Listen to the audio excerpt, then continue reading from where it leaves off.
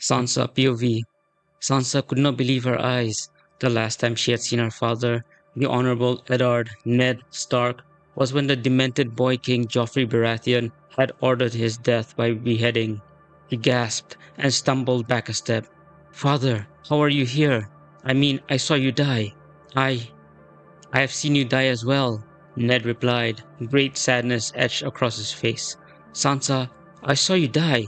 I saw that man, no, that creature bite your neck and then drink your blood." Sansa shook her head and squeezed her eyes shut. "No, father could not be there. How can he be here? How?" When she opened her eyes again, Ned was still standing there. He wore the same clothes he had worn on the day of his execution, yet there was no trace of blood around his neck. She glanced down at his legs and saw no sign of the injury he had suffered when Sir Jaime Lannister had attacked him and the Stark household guards in the streets of King's Landing.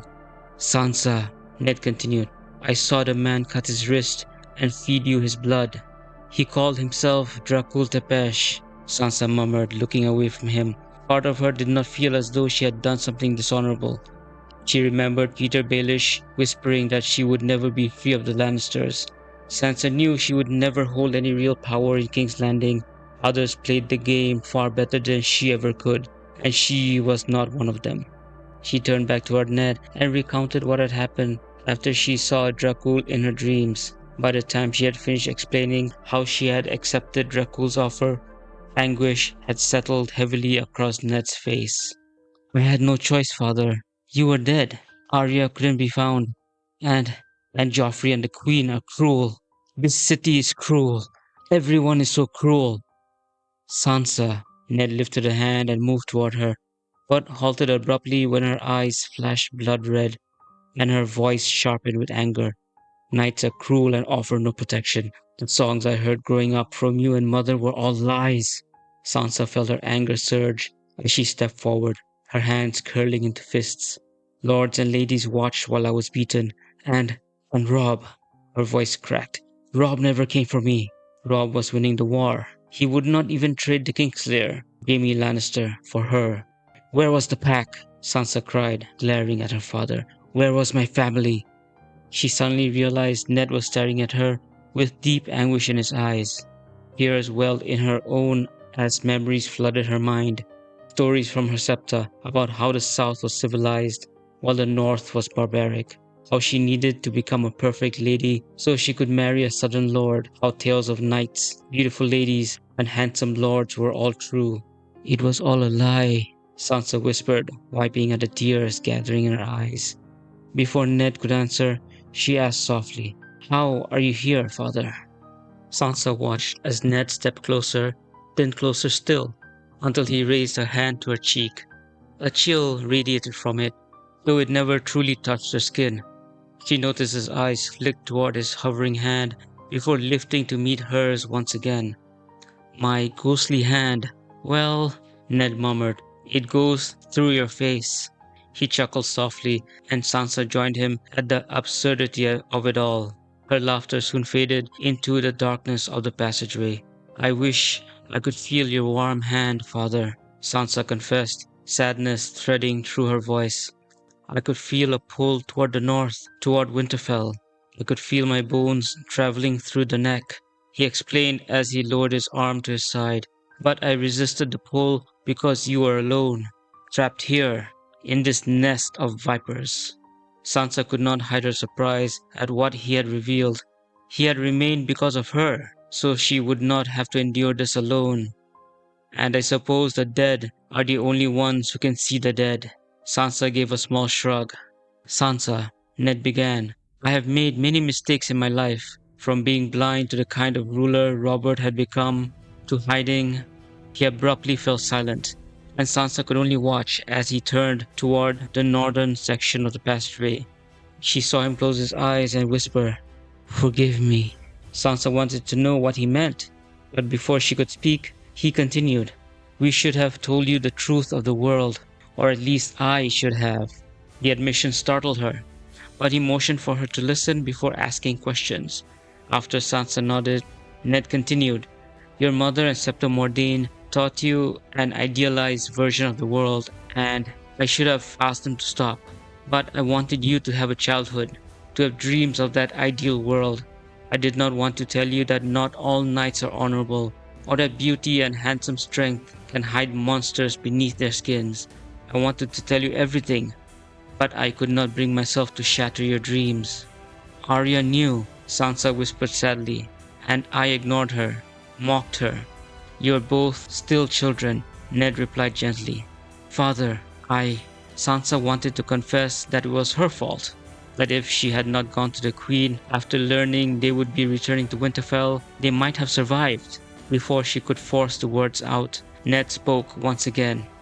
I made many mistakes, Sansa, Ned said, and one of them was going to the Queen and admitting that I knew her children were born from the seed of her brother. Sansa stared at him in stunned silence.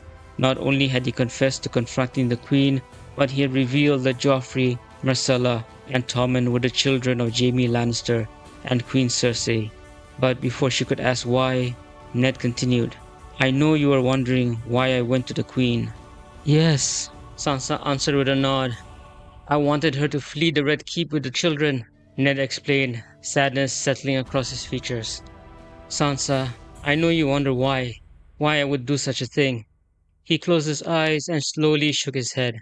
I still remember what happened immediately after the rebellion. I saw unspeakable things that day. I saw the body of Princess Elia, what remained of Prince Aegon after his skull had been smashed, and Princess Rhaenys, whose body had been pierced with countless holes. Father, Sansa reached out, her face etched with horror. Her father had never spoken of the rebellion, and now she understood why. And all Robert could say, when I demanded the Kingslayer and Lord Tywin be punished, all he said was that the children deserved it, that they were dragon spawn. She could see how upset Ned was becoming as he remembered that day.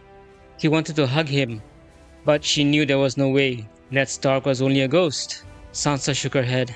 After we spoke, after you told us to begin packing in your solar, I went to the Queen. Sansa? Ned asked softly. Father, Sansa pleaded, asking him to let her finish. She bit her bottom lip before confessing. After you demanded we pack for Winterfell, I was upset. I was angry. I was a stupid girl. Father, I went to the Queen and told her. Oh, Sansa, Ned murmured, closing his eyes. She could see his lips pressed tightly together.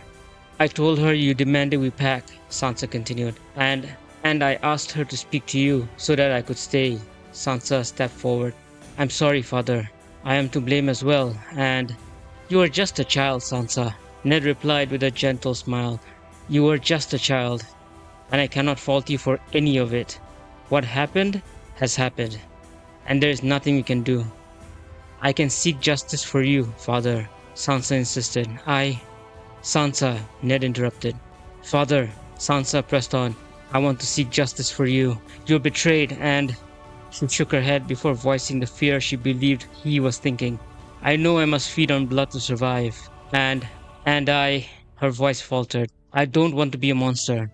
You are not a monster, Ned declared, conviction filling his voice. Sansa, you are no monster. You are my daughter. I killed the two silent sisters, he admitted, regret written plainly across her face. And I'm sorry for that. I was hungry. Ned nodded slowly. Sansa, I cannot understand the hunger you must have felt. It must have been excruciating, Sansa whispered. The hunger was excruciating, Father. I have seen what the night did to you, Ned whispered, referring to Meryn Trent. I would have killed him too, if I could. Father, I'll feed on those who hurt our family, Sansa vowed as she curled her hands into fists. Cersei, Joffrey, Sir Boros, they all hurt me and betrayed you. They will pay, Father. I will find your sword, Ice, recover it, and return it to Robb. Ned nodded. Sansa saw him about to speak, but he quickly closed his mouth before finally saying, I will trust you not to harm any Northerners unless it is deserved. Sansa nodded, and he continued, and only with guidance from Robb. I am sure Robb, Mother, and the other Northerners will be surprised by my change. I would suggest revealing your changes only to your mother and Robb, at least for now, Ned advised. Sansa nodded once again. She knew Ned was correct. The other Northerners might not immediately accept her changes, but she hoped her mother and Robb would do so more easily. Then Ned continued, I want you to tell Robb to return to the north. Tell him to stop and call for Lord Howland Reed once all of you reach the neck. Lord Reed? Perhaps he would have some information on your changes, Ned replied before hesitating. Sansa frowned in confusion as Ned closed his eyes and shook his head. When he opened them again, he stared directly at her. And tell him that it is time for you, Robb, and your mother to know the truth about the joyful tower and the blue winter rose. Father? Sansa asked, confused. What do you mean? Howland will know, Ned murmured. And and tell your mother that I am sorry. Sorry for everything. Father, Sansa whispered just as Ned slowly began to fade in and out of sight. What's happening? I remained here, far away from my bones, out of concern for you, Sansa. Ned answered with a sad smile. You, you now have the ability to look after yourself. You have the power to protect yourself. Part of me realizes I am no longer needed here.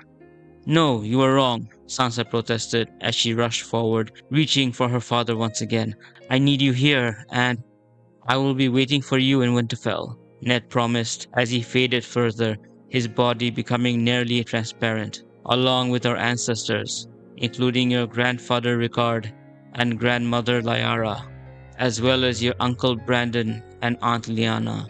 Father, if I know Tywin, Ned continued, briefly coming back into focus as though he were solid once more, he would have no use for a Valyrian steel greatsword.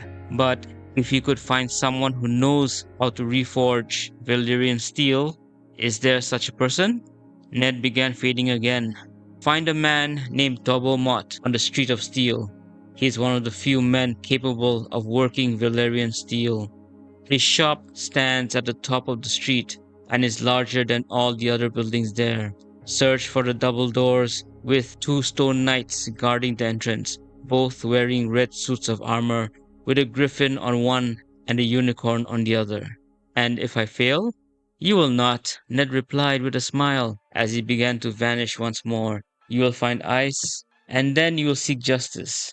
After you have completed your tasks here, go north, find Robb, and tell him to take the Kingslayer and return home. I will, father, Sansa whispered as Ned truly began to fade. I love you, and I miss you.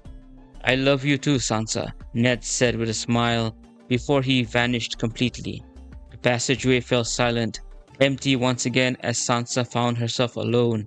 Shaking her head, she turned and felt a cool draft brush against her skin. She hurried down the passageway, repeating the mental list of people she needed to punish. Cersei, Joffrey, Elyn Payne. There will be more. All those who betrayed us will pay for their crimes.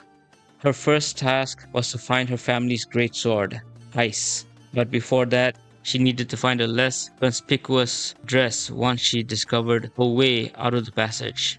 One step at a time, Sansa reminded herself. One step at a time. To be continued.